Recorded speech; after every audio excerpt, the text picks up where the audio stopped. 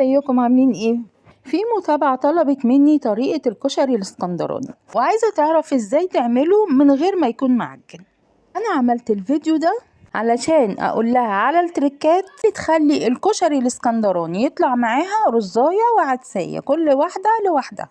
بس انا الحقيقة حابة اقول لكم على حاجة، في ناس حقيقي بتحب تاكله وهو معجن، لو كان مفلفل ما يعرفوش يستطعموا بيه.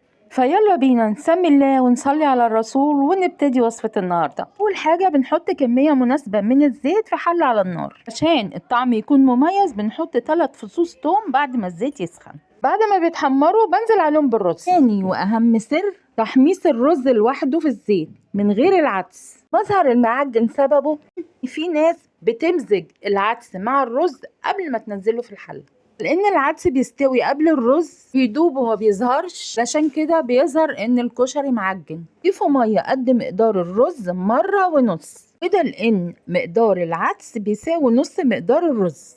غطوا عليه وسيبوه على نار هاديه لحد ما يبدا يشرب الميه. في الوقت ده تقدروا تضيفوا العدس. استمروا في التقليب لحد ما يختفي اللون الابيض. وده كان تالت سر. الشكل اللي انتوا شايفينه ده دلوقتي معناه ان الكشري قدامه 5 دقايق وخلاص يستوي خالص. كده خلاص الكشري استوى. حطوا عليه وسيبوه لمدة 3 دقايق زيادة على النار. بعد كده اطفوا عليه وما تفتحوش الغطا. دلوقتي انا هطفي عليه خلاص وهبتدي اعمل البصل ده طريقة من الطرق اللي بيتاكل بيها الكشري الاسكندراني اللي هي طلبتها مني.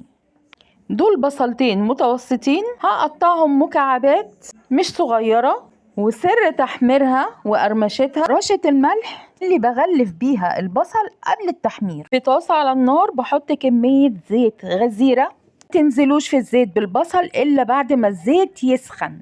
السر اللي هيخلي البصل مقرمش هو إنه يتحمر على نار عالية، طبعا مع الاستمرار في التقليب. لو وصلتوا معايا لحد هنا ولسه مش مشتركين في القناة شرفوني باشتراككم. متنسوش تفعلوا زر الجرس عشان توصل لكم كل فيديوهاتي وتشاركوه مع حبايبكم. دلوقتي البصل على حواف الطاسة بدأ يحمر وهيحمر بسرعة زي ما انتم شايفين.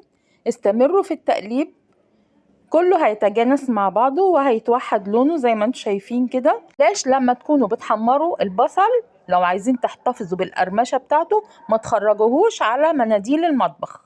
ودلوقتي يا متابعتي العزيزة الكشري اهو، الرزاية لوحدها والعدسية لوحدها وبالبصل المحمر زي ما طلبتي. اما الطرق اللي بيتاكل بيها الكشري الاسكندراني غير البصل، الناس اللي بتحب البيض المسلوق بتاكله مع الكشري او بيتعمل معاه سلطة. مكوناتها الطماطم والجرجير متقطعين، الدريسنج بتاعها ملح وخل وشطة. قولي في الكومنتات انتوا بتحبوا تاكلوا معاه ايه. انا بحبه مع سلطة الجرجير.